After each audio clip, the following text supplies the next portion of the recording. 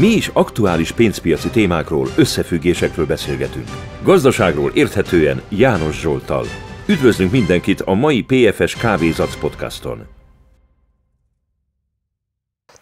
Ezt a hetet egy gondolatmenettel szeretném kezdeni, mert a fő kérdés az túl keveset van vitatva, tehát legalábbis abból a szempontból vitatva, hogy megértsük, és az emberek összefüggéseket lássanak, megértéseket kapjanak arra, hogy mi is hajtja a gazdaságot, és mi is hajtja a tőzsdéket. Egy lényeges kérdés ugye újra és újra a likviditás, és hogy honnan jön az a bizonyos likviditás. Európában most elindult egy erősebb vita, ami teljesen más irányba megy, mint például az amerikai vita. Amerikában a Trump egyik oldalról tenni szeretné a kiadásokat, a likviditást, az eladósodási szintet, aminek meg is vannak a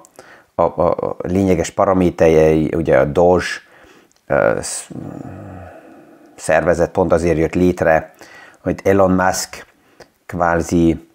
hivatalosan, mint tanácsadó támogatott, nem hivatalosan ő vezette, de most ebből úgy tűnik, hogy visszalép. Van egy olyan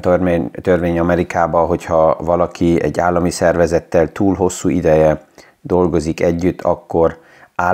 állami alkalmazottá kell váljon, és úgy tűnik, hogy ez nem lenne annyira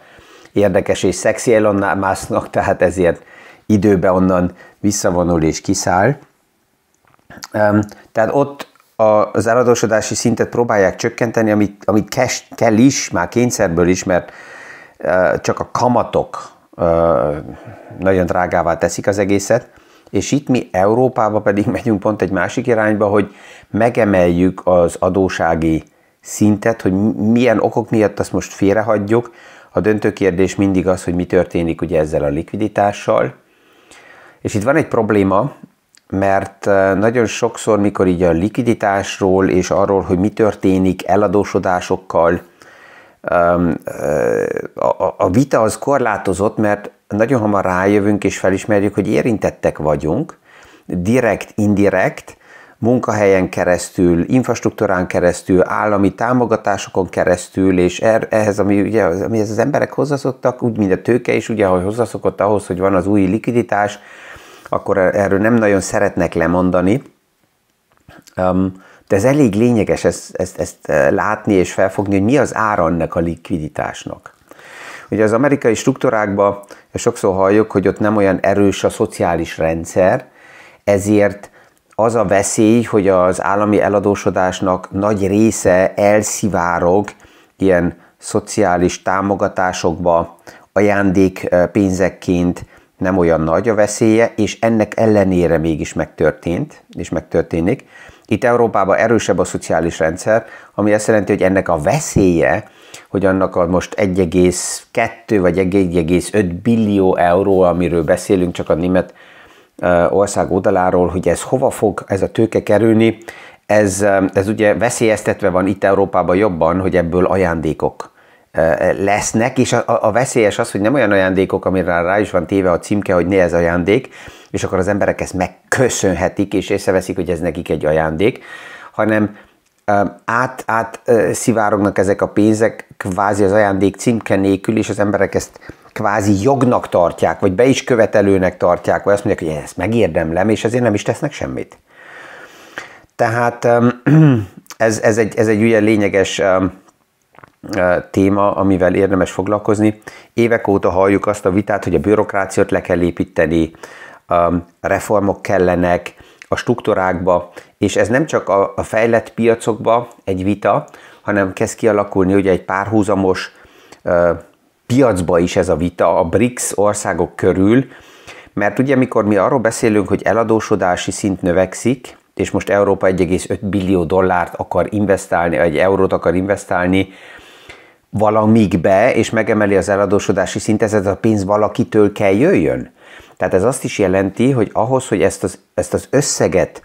az európai országok lábra állítsák, ez valahonnan el lesz szívva, tehát akkor azt jelenti, hogy vagy adón keresztül ezt részbe el kell venni az emberektől, és ilyen kreatív viták már ugye elindultak, főleg Németországban, hogy akkor milyen irányba emelni az adókat, és kiktől elvenni, és milyen szinttől minősül már valaki gazdagabbnak, hogy tőle többet lehessen elvenni, de ez még az, hogy valakitől elveszek valamit, ez nem pozitív impulzus a gazdaságnak. Ezzel inkább rontom a gazdasági milliót. A másik pedig, hogyha meg akarom venni a tőkét a piactól, akkor azt jelenti, hogy olyan attraktív kamatot kell fizessek, hogy nem máshova fektesse be a piac a pénzt, hanem ide adja nekem. Mert ha én eladósodok, akkor ez mind vagyon valakinek a mérlegében megjelenik, de hogyha ő azt a pénzt ide adja nekem, mert attraktív a kamat, amit én neki ígértem, akkor ez azt jelenti, hogy ez a pénz valahonnan máshonnan ki lesz véve ott, és onnan hiányzik. És ennek a kihatását érdemes figyelni és látni, hogy áramlik a tőke. Ez nem megy már hónapra, ezek hosszabb folyamatok, és nem csak egy regióban, egy országban zajlanak, hanem világszerte. Azt is látjuk, hogy a BRICS országok arra egyre erősebbek, és azt, hogy ők finanszírozzák akár a mi eladósodási szinteinket, erre már nem annyira nyitottak. Ezt mindig akkor látjuk, amikor egy ilyen BRICS konferencia van, utoljára tavaly, ugye a BRICS alapjában kiindult abból a 4, majd 5 országból, Brazília, Oroszország, India, Kína, Dél-Afrika, és most már 20 államnál vannak körülbelül, mert továbbiak csatlakoztak. Ebből látjuk egyik oldalról az, hogy Olaszország már ott az utolsó konferencián látható volt, hogy nem volt annyira elszigetelve a világtól, mint amit mi szerettünk volna. Most Trumpal persze még pluszban nem, Trump megnyit mindent, a hátsó ajtót, a felső ajtót, a pincét, a kéményt, tehát mindenet próbálja beengedni. És ugye ez az eladósodási szint, ez mindenütt egy fő kérdés. A BRICS országok látják azt, hogy a fejlettebb világ az adósság növeléssel finanszírozta magát és hajtotta fel a likviditással a gazdasági struktúrákat, ezért most ők, hogyha erősödni tudnak, az első, amit próbálnak, ugyanúgy eladósodással a saját infrastruktúrákat elősíteni. És az IMF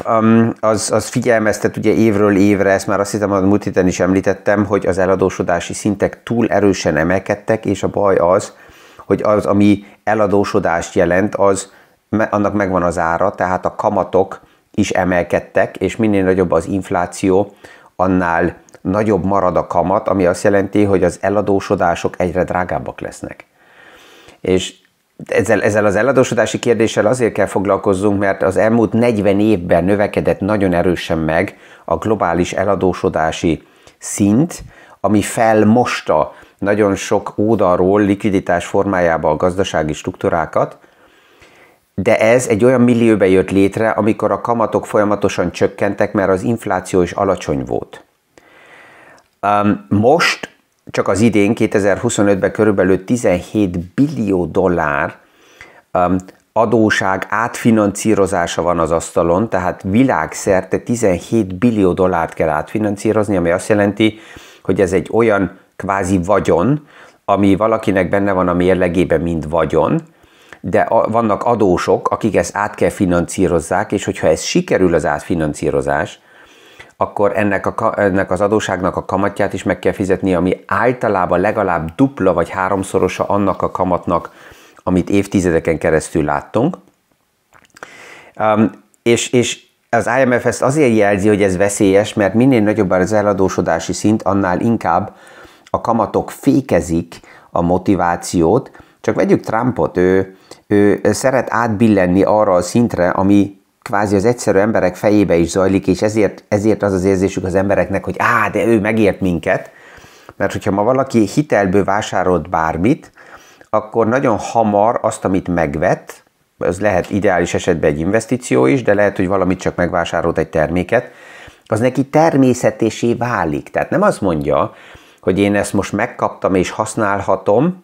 de nem az enyém, hanem majd mikor visszafizettem a hitelt a kamatokkal lesz az enyém, hanem a legtöbb ember azt mondja, hogy ez már az enyém, tehát jogom van erre a tulajdonra, és akkor elkezdi őt zavarni azt, hogy minek is fizetek én kamatot.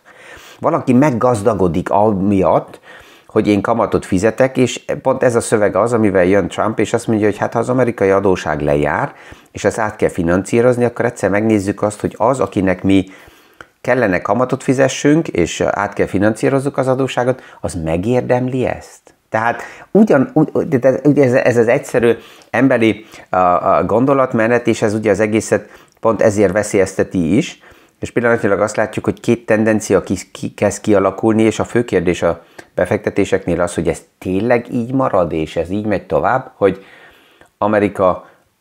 építi le az eladósodási szintet, ami azt jelenti, hogy likviditást von ki a piacból, és ez a likviditás, ezt többször tanultuk, hogy ez szükséges ahhoz, hogy az árak fennmaradjanak, és az a kérdés, hogy ezt valójában most megteszi, vagy valamikor elérünk arra a fájdalom határra, hogy visszabillenünk abban a modellbe, ami nagyságrendileg az 1980-as évek óta alakult ki. Hogy a likviditás tartja, és mi tartjuk a likviditást fenn minden áron, hogy ez a struktúrákat fenntartsa. Európa most indul el az eladósodással, sokan azt nézik, hogy juhú, akkor ez ugyanazt tud lenni, mint az amerikai modell, ahogy ott emelkedett az adóság, úgy emelkedtek az árak, ingatlan részvények, a befektetési osztályok, tehát a likviditás felfele fogja mosni az asset kategóriákat. A fő kérdés, és ezt kritikusan meg kell nézni, hogy ez valójában mind megérkezik-e, mint likviditás a gazdaságba, vagy elszivárog. Tehát, és ugye ez az, ami egy vita kérdése, hogyha ez ajándékként kerül a polgárokhoz, a középréteghez, akkor ők ezt a pénzt elköltik-e, és ezt már ugye többször megbeszéltük, hogy ha ez a likviditás a középréteghez vagy az alacsony réteghez kerül, akkor ők ezzel az összeggel fogyasztanak, ami alapjában jó a gazdaságnak, de ezen keresztül az inflációt is sokkal erősebben fütik, mint ha ez a pénz olyan csatornákba kerül, ahol nem a fogyasztás a mindennapi egzisztenciának a fő definíciója, hanem az érték megtartás vagy a vagyon képzése. Tehát ezt is lehet mondani, hogy ha a nagyobb vagyonhoz kerül a likviditás, akkor ők nem hozzák ezt körforgásba, fogyasztáson keresztül, hanem ők akár ezt kivonják a piacból, és lehet, hogy akkor valahol parkolják olyan eszközökbe, ami nem generál azonnal új gazdasági investíciót. Na most, hogyha megnézzük az adósági szinteket, akkor az érdekes az, hogy mi sokat beszélünk az államokról, de az államok eladósodási szintje az nagyon erősen emelkedett, de párhuzamosan nagyon megemelkedett a vállalatoknak az eladósodási szintje, és az, ami a legerősebben emelkedett, az a privát háztartások eladósodása. Ugye a lakáshitel, hogy egyszerűbb volt ezt megkapni, a leasing az autóra,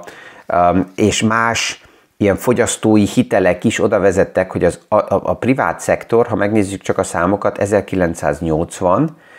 és 2008 között, tehát ez olyan 20 év alatt, 28 év alatt a privát háztartások a 6-szorosára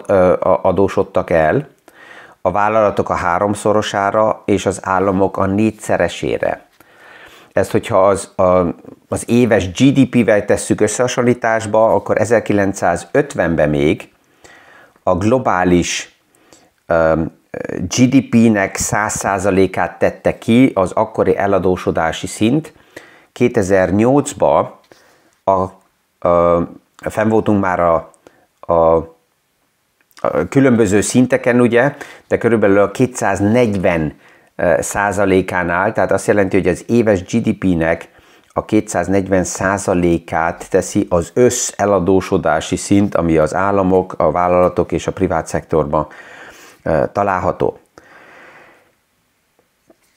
Mi az, ami az inflációt hajtja felfele, és ez egy lényeges pont, hogy értsük azt, hogy mi történt a 80-as évektől, miért volt annyira egyszerű eladósodni olyan 2022-ig,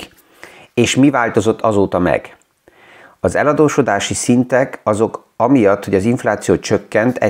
egyre olcsóbbak voltak, és egyszerűbb volt eladósodni. A fő témája annak, hogy az adóssági szintek tudtak növekedni, az infláció volt. Az érdekes ugye az, hogy az infláció pont pillanatnyilag a fő oka annak, hogy az adósságok egyre drágábbak és drágábbak, és ezért meg kell nézzük, hogy mi tudja az inflációt felfele hajtani. Rengeteg olyan egyetemi munka és tudományos munka is van, ami azt mondja, hogy az inflációt minimum 4 paraméter hajtja felfele. Az egyik háború, a második vámok, a harmadik a deglobalizáció, a negyedik a protekcionizmus, és ha megnézzük, akkor ebből a 4-ből nem azon gondolkozunk, hogy vajon melyik van pillanatnyilag jelen, hanem ebből a 4-ből azt látjuk, hogy minden 4 jelen van, és egyre erősebben jelen vannak, ami azt jelenti, hogy több paraméterből összetéve az infláció az nem tud tovább csökkenni, hanem inkább emelkedik, és ennek a fő kihatása ugye pont arra az eladósodás, likviditás körforgásra lesz, amihez hozzászoktunk 40-50 éven keresztül. Ha visszamegyünk, akkor a második világháború után ugye első lépésben a nagy eladósodásból, főleg Európa és Amerika le tudták csökkenteni az eladósodási szinteket, főleg 2 lényeges paraméterrel. Az egyik volt a gazdasági növekedés, tehát az, hogy az eladósodást amellett keményebb, intenzívebb, hatékonyabb munkával kitermelni, ez a második világháború után normális volt. Tehát arról szinte így az 50-es, 60-as években nem kellett beszélgetni, hogy igen, keményen, többet, intenzívenben dolgozni, tehát a termékenységet növelni, az outputot, mert ezzel lehetett akár az előtti eladósodási szinteket visszacsökkenteni a gazdasági növekedéssel. Ez persze oda is vezetett, hogy akkor még nagyobb volt az infláció is, a nagyobb infláció oda vezetett, hogy régi kötvényeket el lehetett inflálni. Ez államok oldaláról elég jó nézett ki, persze az, aki a kötvényeket tartotta, ez annak azt jelentette, hogy ő értéket vesztett, mert a kötvények elinflálása azt jelenti, hogy az, aki a kötvényeket a könyveibe tartja, annak ez az értékét veszti. Ez a magas infláció, ami a 70-es évek úgy elejére megérkezett, az hozta azt a veszélyt, hogy az infláció miatt és a kamatok miatt megáll a gazdaság, tehát a stagfláció kifejezése az a 70-es években lett kitalálva, addig ezt nem ismertük a stagflációt, ami azt jelenti, hogy magas infláció, és emellett nem növekszik a gazdaság. Ez volt a 70-es éveknek ugye abban az egész milliójébe, környezetébe a probléma, magas infláció, magas kamatok, az akkori amerikai pénzügyi, nem a Fednek az elnöke, Paul Volcker, ugye, aki nagyon magas kamatokkal próbálta az inflációt visszacsökkenteni, ez oda vezetett, hogy emellett a gazdaság teljesen meg is állt, és ez a veszély, hogy beledől az amerikai gazdaság a recesszióba, és teljesen megáll a második világháború utáni boomfázis, ez vezetett oda, hogy a 80-as évek elején szinte mindent elkezdett kiindulva Amerikától, az európai struktúra is liberalizálni, tehát lazítani, szabályzásokat visszavenni, likviditást adni a piacoknak, és ez volt az egyik legfontosabb lépés ebbe a szabályzásba a 80-as években, hogy nem csak a központi bankok adtak likviditást a piacba, hanem a bankoknak megadni a struktúrákat, hogy ők tudjanak minél több likviditást adni a piacnak, tehát tudjanak pénzt gyártani, ellátni a privát szektort is likviditással, és ez vezetett oda, hogy olcsóbbak lettek a hitelek, a likviditással, az investíció szinte mindenüve tudott menni, mert hogyha nem sikerült, hát akkor mindegy, úgyis volt likviditás, tudtam menni a következő témába, és tiszta véletlenből azt mondanám, hogy erre a lazításra a 80-as években rájött 2 meggyorsítás, ami túlpörgette az egészet. Az egyik az orosz struktúráknak az összeomlása volt, a második Kínának a lépése, hogy belépett a globális kereskedelmi szövetségbe, és megerősült ezen keresztül a globalizáció. Tehát azt, hogy azelőtt próbáltak lazítani és likviditást adni a piacoknak, Ehhez még pluszba hozzájött ez a két nagy lépés, ami Oroszországban történt, vagy a Szovjetuniónal történt, és Kínával, és ez egy kínálati sokkot adott a világnak. Ez a kínálati sok, ez főleg a munkaerőpiacon jelent meg, ami azért volt lényeges, mert egyre olcsóbb lett a munkaerő a 80-as években, ami oda vezetett, hogy a bérinfláció az nem volt nagy, tehát akár csökkent, mivel az infláció alacsony volt, ezért a hitelek alacsonyak tudtak lenni, mivel a hitelek alacsonyak voltak, ezért egyszerűbb volt tovább investálni, és hirtelen kezdett az infláció eltűnni a 80-as évek végére körülbelül, és ott a központi bankok megijedtek, hogyha ez így megy tovább, akkor defláció lesz belőle, ergo kezdtek a központi bankok arra figyelni, hogy az inflációt minden esetre nulla fölött tartani, tehát ennél a 2-2,5-3%-nál, és hogyha ez alá csökken a piac, akkor további likviditást adni a piacoknak, és ugye ezt a deflációs veszélyt, ez gyorsította a nagyon erős szimbiózis Amerika és Kína között. Miért? Hát azért, mert Amerikának meg volt így a lehetősége nagyon olcsón a gyártópadokat kihelyezni Kínába, Kínának meg volt a lehetősége ezen keresztül felépíteni egy középréteget, az amerikai vállalatoknak jó volt ez, meg Kínába olcsón tudtak termelni, de az árukat azután drágábban tudták eladni akár Amerikába. Miért nem volt probléma drágábban eladni? Hát azért, mert az emberek olcsón tudtak hitelhez jutni a hitelkártyákon keresztül, és akár az eladósodásból tudták a drága árukat megvenni, ez nem zavarta senkit, mert a kamatok alacsonyak voltak, és az eladósodási szintet azt a globális piac finanszírozta szívesen. Miért? Hát Amerikának egy dübörgő gazdaság mellett jó volt a bonitása, tehát az a veszély, hogy ez az adós kiesik, az nem volt meg, ezért az amerikai államkötvényeket, az amerikai hitelkártya struktúráknak a kötvényeit megvásárolni nem volt probléma. Ez a vásárlóerő oda vezetett, hogy az amerikai részvénytársaságoknak a marzsok egyre nagyobb és nagyobb kezdett lenni, Kínába gyártottak, Amerikába adtak el, hitelkártyán finanszírozva. Ez több tőkét vonzott a részvénypiacba, ami hajtotta felfele a részvénypiacot, és erről is többször beszéltünk, hogy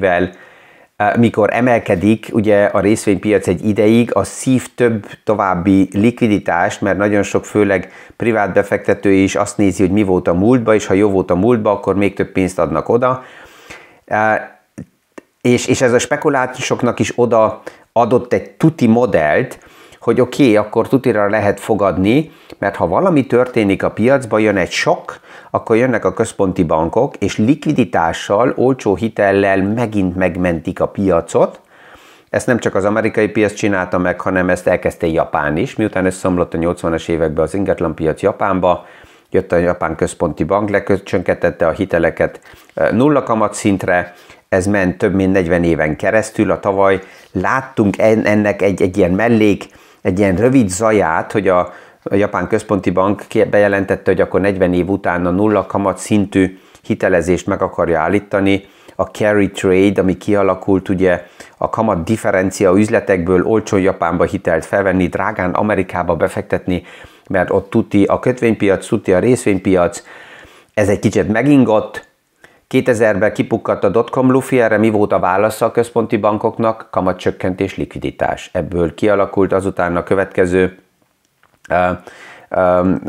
lufi, az ingatlan lufi Amerikában, ez kipukkadt 2007-ben, 2008 szeptemberében volt a végleges washout Lehman Brothers-szel. Mi volt erre a válasz? Hogy ne legyen recesszió, ne legyen depresszió, kamatcsökkentés, likviditás a piacoknak. Azután jött a Covid sok, és a piacok megállítása, mi volt erre a válasz a központi bankoknak? Kamatcsökkentés, likviditás. Tehát ezt látjuk, hogy nagyon hosszú időn keresztül kialakult egy ilyen millió, ami főleg a likviditásra lett ráépítve, és arra a kvázi garancia modellre, hogyha valami történik, jönnek a központi bankok, adnak likviditást, adnak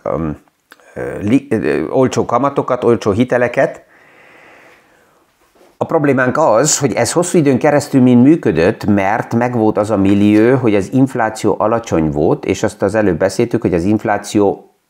nagyon sok paraméter miatt pluszba tudott alacsony lenni, amit most mind állítanak meg. Tehát azzal, hogy a deglobalizációba visszajövünk, ez növeli az inflációt. Kamatokat vezetünk be, növeli az inflációt. Protekcionizmus növeli az inflációt. Az, hogy munkaerő nem áll globálisan mindenütt rendelkezésünkre, növeli az inflációt. A háborúról ne is beszéljünk. És ez az, ami pillanatnyilag érdemes ezen gondolkozni, és ez a gondolatmenet még fog egy kicsit tovább menni, mert ezen még nem vagyunk a végén, hogy mint privát befektető, hogy és milyen